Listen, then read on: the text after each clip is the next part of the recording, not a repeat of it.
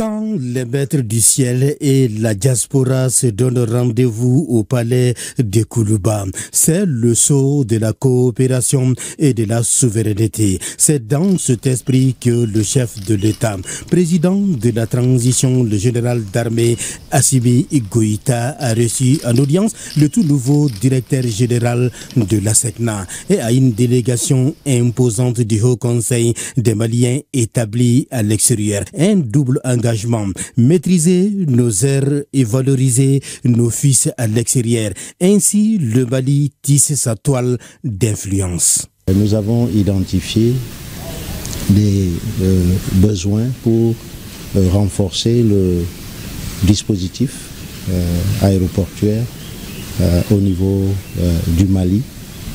Des projets sont en cours de développement, d'autres projets ont démarré. C'est comme récemment le président nous a honoré de la pose de la première pierre du nouveau bloc technique qui intègre tous les services techniques et les infrastructures pour fournir la sécurité des opérations aériennes aussi bien à l'aéroport de Bamako que dans le ciel malien.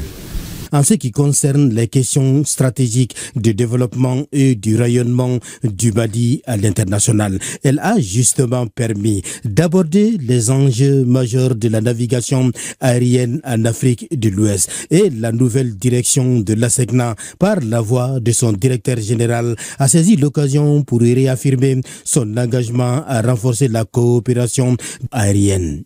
Je suis rassuré parce qu'il y a la dynamique interne des services que nous avons ici.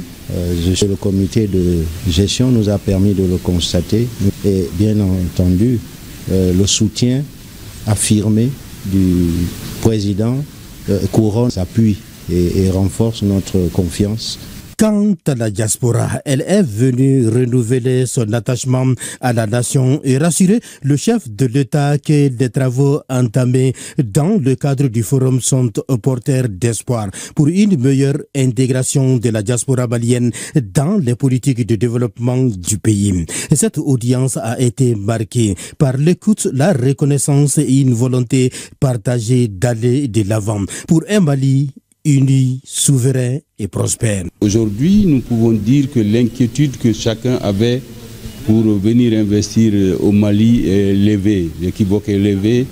Alors donc la carte blanche nous a été donnée par rapport aux facilités pour en tout cas tous ceux qui veulent faire des projets, et on doit le faire, c'est un devoir pour vraiment soutenir notre pays, puisque aujourd'hui c'est l'ère du développement économique.